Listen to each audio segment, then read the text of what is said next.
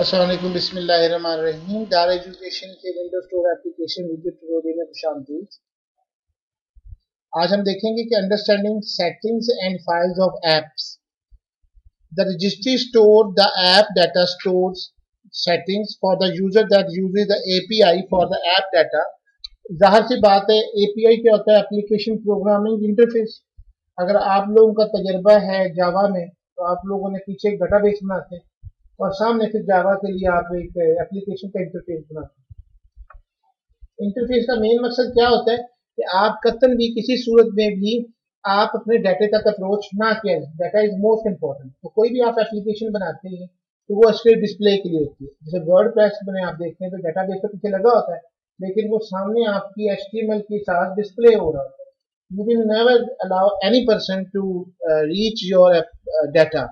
सो आपने अगर एप्लीकेशन बनानी है, कोई भी ऐप बनानी है, तो उसका मकसद एक इंटरफेस प्रोवाइड करना, जिसको हम एपीआई कहते हैं। ये अभी भी आपने जो बनाया था पिछले प्रोग्राम्स तक, वो आपने एपीआई बनाया था। अब हमारा उसके साथ डाटा के साथ लिंकिंग की बात होगी।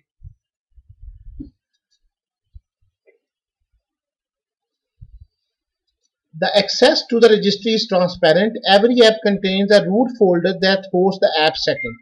The user app is able to modify the setting and also add container to its root folder or container. The user can add container as per their convenience. The user can have up to 32 levels of container. 32 level तक वो अपने data को container की तरफ कर सकता है। The system retains the custom setting when a user is roaming or if they access the app from the multiple location. Such setting help the user manage smaller updates of their independent settings. Apps settings can be of two types that are follow. एक आपकी local होती है और एक आपकी roaming होती है।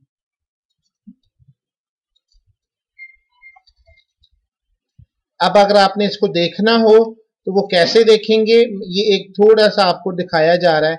आप अपनी एप्लीकेशन पे आए, जैसे ये क्रोम की आपको गूगल की दिखा रहा है, तो ये आपने देखना हो तो रजिस्ट्री एडिटर आप ओपन करें, उसमें आप गूगल की देखेंगे तो आपको यहाँ पे ये फाइल्स नजर आएंगी।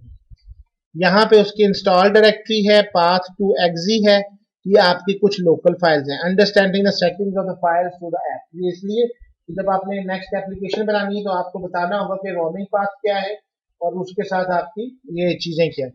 The app setting added by the app to the user's data storage is available in the currently used device. अब वो कितनी तरह से होती है? Following the list of data types, और अभी मैंने आपसे बात करा था, ये वही होती हैं जिसके जरिए आप डाटा को स्टोर रख सकते हैं। और ये मेरे ख्याल में आप सबसे बात करते हैं आप, लेकिन इनको दूसरे पार्ट में पढ़ते आए, जैसे कि integer, character, byte, string, date, ये 32 लेवल्स हैं। तो अगर आप जरा गौर करें तो इसमें मैंने यू से मुराद अनसाइंड इंटीजर, ये आपने जावा में भी पढ़ा होगा, पढ़ा है। एक बाइट के अंदर कुल कितने होते हैं? कुल कितनी वैल्यू होती है? 0 to 256।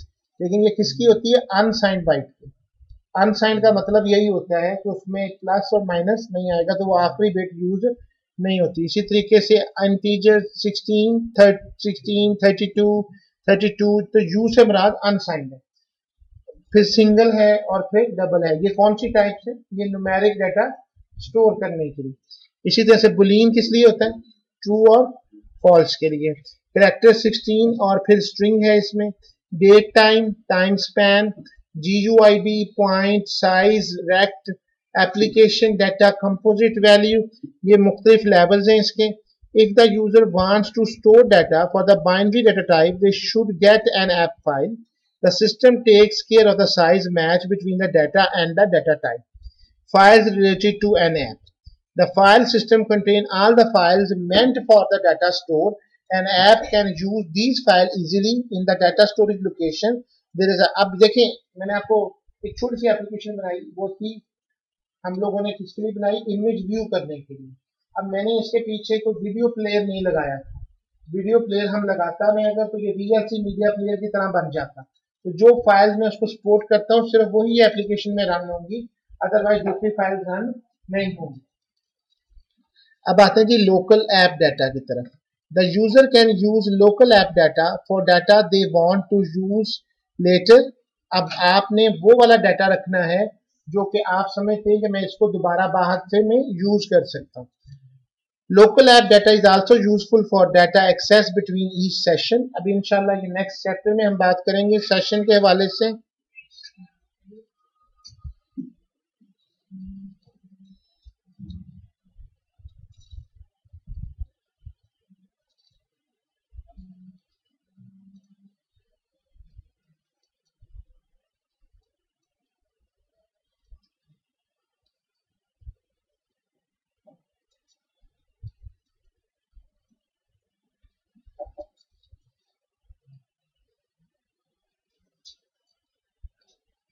अच्छा जी, चलिए सिनेरियो एक छोटा सा आपको सिनेरियो हम डिस्कशन करते हैं।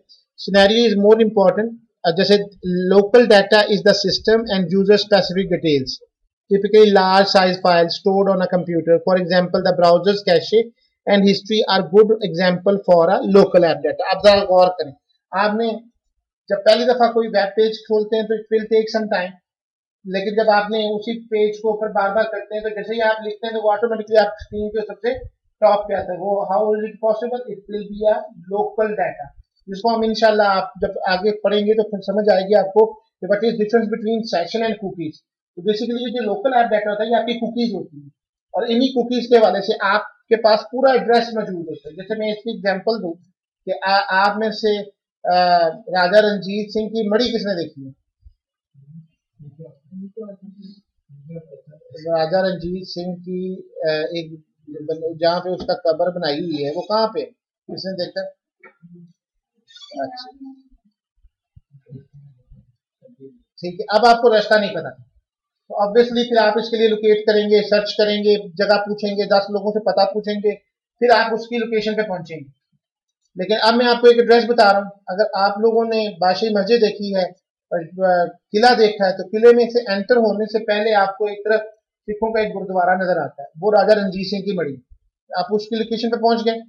अब लोकेशन से समझ आ जाता है। अब जो लोग तो फिर भी वाकिफ आ रहे हैं जिनको बादशाही मस्जिद का पता है तो दे अज्यूम दैट कि इसके लिए हमें कैसे रास्ते पे जाना है, हम कैसे उसके लिए कौन कौन सी लोकेशन से जाएंगे, हमें गाड़ी की जरूरत है, मोटरसाइकिल की जरूरत है, दूर है या नजदीक है, मेरी बात को समझ रहे। तो ये एक जिस तरह से आपकी इंफॉर्मेशन फ्लो करती है ना वेबसाइट से, इसी तरीके से कंप्यूटर के अंदर भी एड्रेसेस की सारी गेम है।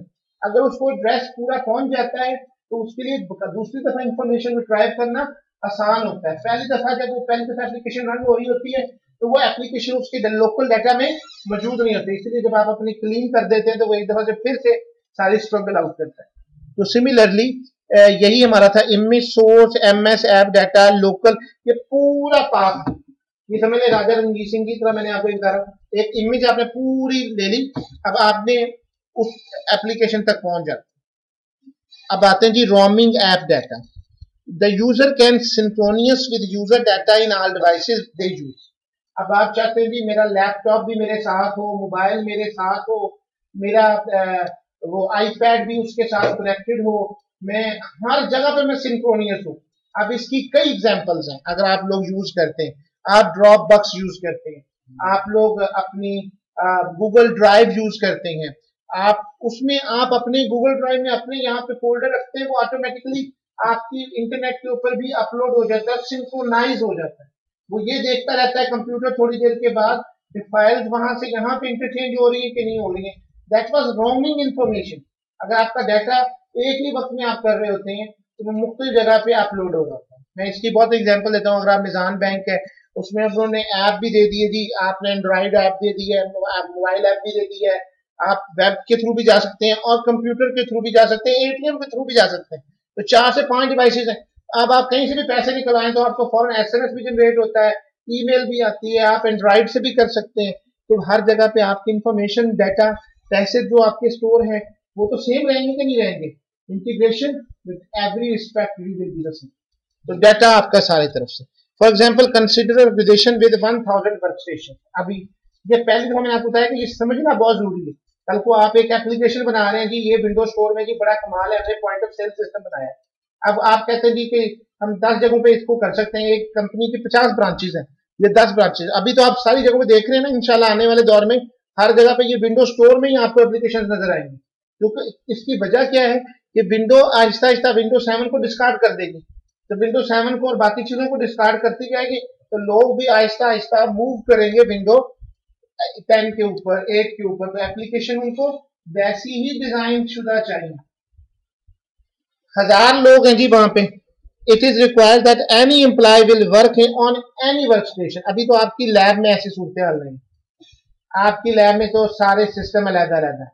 ये है कि आप लोग कहीं पे, लेकिन आपके लिए डार एजुकेशन की वेबसाइट जो है वो आप कहीं से भी ओपन कर लें, आप मोबाइल से ओपन कर लें, आप आईपैड से मैं कर लें, किसी जगह से भी कर लें, तो वो हर एक सिस्टम पे करेगी क्योंकि वो वेब बेस्ड है। लेकिन अगर हम वेब बेस्ड पे नहीं, हम एप्लीकेशन बेस्ड पे हैं, तो हमारे तमाम कंप्यूटर कैसे काम करें। In this case, a roaming profile with the user-specific details such as document, bookmark also required so that the user can log in from many stations. ये नहीं है कि वो अपने नए कंप्यूटर पे लॉग इन किया तो उसको पता ही चला ना उसका नाम आ रहा है ना उसने जो बुक मार्क्स किए हुए ये इन्फॉर्मेशन कुछ भी नहीं आ रहा, ये नहीं चलेगा। आपको वो टोटल ईच एंड एवरीथिंग आपने रखनी है। That was the roaming. Fast university में ऐसा ही है, synchronized to a server and it is made available to all the workstation in the organization. Here the user profile is the roaming data जो कि आपका रोम करेगा। जैसे कि ये देखें, आपको एक इंफॉर्मेशन देखें, कुछ इस तरह की फाइलें आप लोगों ने लाजमन देखी होती हैं, आपके कंप्यूटर पे आ रही होती हैं। अगर आप जरा गौर करें इन फाइल्स के ऊपर, आप कहते हैं ये क्या है, दैट वाज रोमिंग डाटा।